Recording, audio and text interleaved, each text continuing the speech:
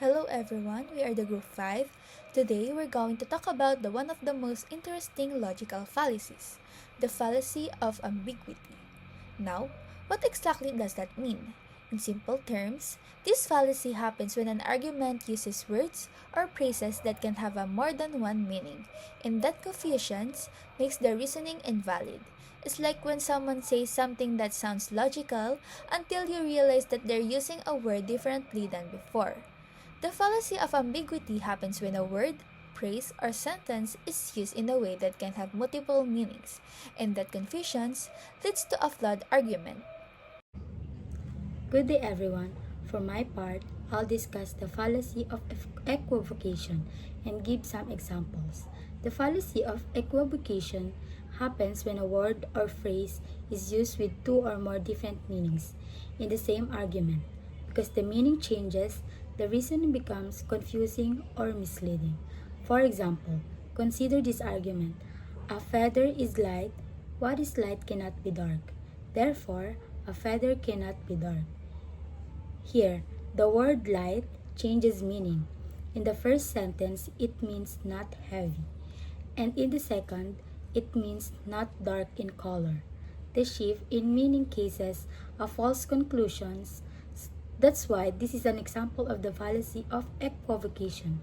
Now, let's look at a real example.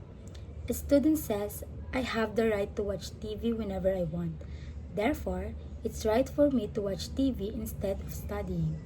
In this case, the word right is used in two different ways. First, it means a privilege or freedom. And second, it means something morally correct or good. Since the meaning of right changes, the argument becomes misleading. Another example of equivocation. This policy reminds us that we should always be clear and consistent with our words, especially when making arguments or explaining ideas.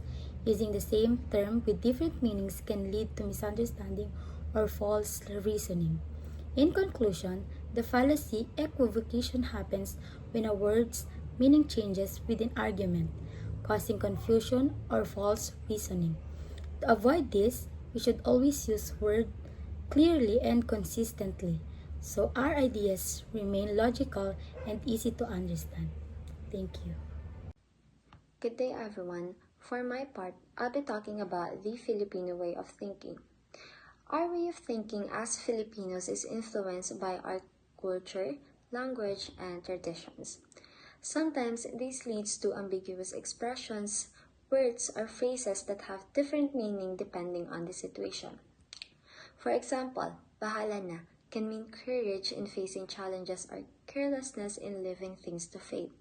Second is utang na loob. Can mean gratitude, but it can also mean a sense of lifelong obligation. When these meanings are mixed up, it results in fallacy of equivocation, where one term is used with two different meanings in an argument. This shows how cultural expression can sometimes cause misunderstanding, so it's important that we speak clearly and think critically to avoid those fallacies. To conclude our presentation, we have learned that fallacies of ambiguity can easily occur in everyday life when language or meaning becomes unclear. By being aware of these fallacies, we can communicate more effectively, reason more logically, and avoid confusion in expressing our thoughts. Thank you for listening, and that ends our presentation. Good day, everyone. Today I will be discussing one of the lesser known but very important logical fallacies, which is the fallacy of accent, also called the fallacy of cross-beat. This fallacy focuses not on the actual words being said, but on those words are delivered. When emphasis, tone, or stress is placed on the wrong part of a sentence, the meaning can completely change, leading to misunderstanding or even manipulation.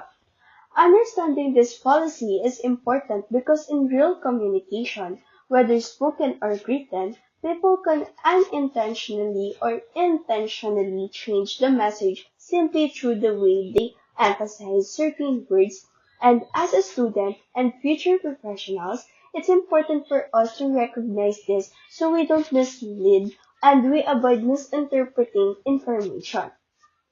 So in this report, I will explain what the policy of accent is, how it works, gives examples, and show why it matters in everyday communication. So now let's start. The fallacy of accent occurs when a statement becomes misleading because the speaker or writer puts emphasis on the wrong word or uses tone to imply a different meaning.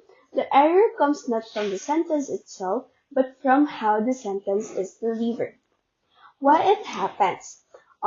This fallacy happens because language is not just about words. Tone, stress, and rhythm play a big role in how we understand meaning. When emphasis is misplaced, whether accidentally or intentionally, people can interpret the statement differently. So I have a prepared example here. So ang pinaka-best example is that I wouldn't say she stole the money. Depending on which word is emphasized, the meaning changes. For example, I didn't say she stole the money, meaning someone else said it. I didn't say she stole the money. Meaning none, I never said it at all. I didn't say she stole the money, meaning maybe someone else stole it. I didn't say she stole the money, meaning she stole something else. Same sentence, different meanings just because of emphasis. So, let's talk about how it misleads people. This fallacy can mislead people in many ways. In spoken arguments, a debater emphasizes certain words to twist the meaning of an opponent's statement. In advertisement, companies highlight certain words to create exaggerated impressions. In news or social media, misquoting with the wrong emphasis can change what someone actually meant. In everyday conversation, tone alone can cause misunderstanding even if the words are correct.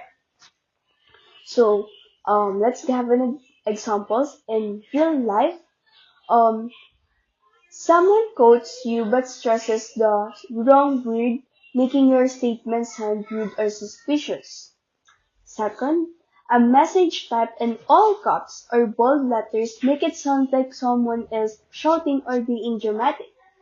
Third, a politician says a phrase slowly or emphasize specific words to make people assume something negative or positive. So, let's talk about why this policy matters. It matters because communication is not only about words, it's about delivery. When we understand this policy, we become more careful listeners and more responsible speakers. We avoid misinterpreting others and we avoid unintentionally misleading people. So to conclude, the fallacy of accent or prosody is a logical fallacy caused by misplaced emphasis or misleading tone. Even if a sentence uses the same words, the meaning can completely change depending on how it is spoken or highlighted. So, as students, recognizing this policy help us avoid misunderstanding, especially in discussion, debates, and academic writing. When we pay attention not just to what is said, but how it is said, we communicate more clearly and think more critically. Hi, I'm Rian Monsanto, and now I am here to discuss about fallacy of grammatical analogy. So let us define what is fallacy of grammatical analogy. Fallacies of grammatical analogy happen when someone treats two things as the same just because they sound similar. They look similar or follow the same grammatical structure, even though they do not actually have the same meaning, logic, or function.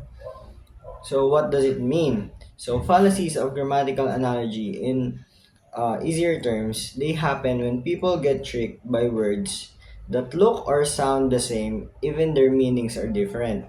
So, it's like assuming two ideas are connected just because they are built the same way, but the logic doesn't actually match. So, in short, the grammar looks right, but the thinking is wrong. So when do we encounter this fallacy of grammatical analogy? So the first condition or first situation we encounter it is where when we encounter words that sound the same but they don't actually mean the same thing. So a single word can have multiple meanings. People mistakenly treat them as identical. So for example, one light snack and light bulb. So light in light snack means it's not heavy, while light in light bulb means brightness. So they are the same words, but they totally mean different ideas. So for the second situation, sentences look alike, so people think that the ideas are alike. So just because the two sentences have the same structure doesn't mean the meaning or logic is connected. For example, a big dog is strong. A big problem is strong. So those two sentences. So first, the structure repeats big blank is strong. But a dog and a problem doesn't really share traits. So the grammar matches but the meaning doesn't. So another example is he is a cold person versus he has a cold drink. So a cold person is a figurative wherein it means that it is he or she is emotionally distant.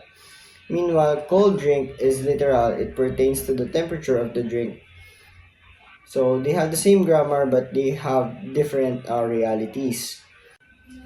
So for the last situation when we encounter it, so a word from one context is wrongly applied to another. So a term with a specific technical meaning gets inaccurately used in different fields or different situations.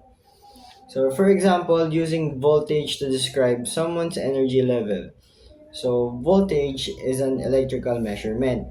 It is not a way to measure a person's mood or energy. So if you're in the wrong field or you're using the word in the wrong field, it will have a wrong meaning.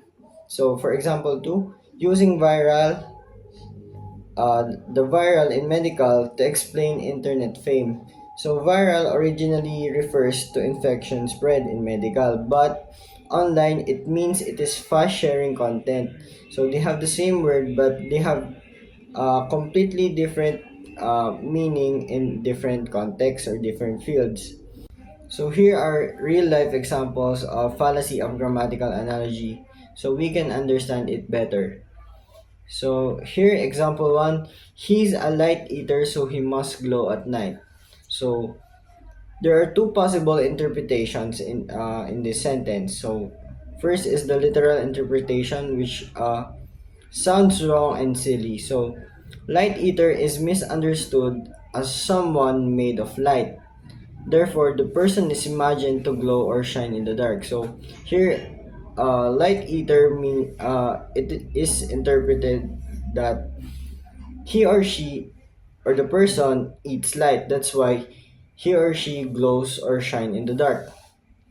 So this is the incorrect interpretation caused by confusing the meanings of the word light. So for the correct interpretation, light eater here simply means that someone eats very little or very light. So it has nothing to do with brightness or glowing. So this is the true meaning of the term. So the problem is the word light. So it has two unrelated meanings. So first, light, an adjective, refers to small amount. So it describes how much food someone eats. So meanwhile, the second interpretation of light is noun or adjective, which can refer to brightness. So it describes something that is glowing or shines. So the fallacy happens because the argument uses the structure and sound of the word to pretend these meanings are logically connected, but they are completely unrelated in real meaning. In medicine, block means to plug a tiny hole on a cell to stop a chemical or a reaction. So in this case, it is adrenaline. So from getting in, so it's a very small specific job. But in regular talk or regular conversations, block means to make a big problem disappear. So the mistake is assuming that the drug does the small medical job must also do the big life job. So think of it like this. So beta blockers turn down the volume on the physical noise or stress, such as your pounding heart, but they do not really change the radio station or the stressful thoughts in your head. So they quiet a symptom, but they don't really solve the problem.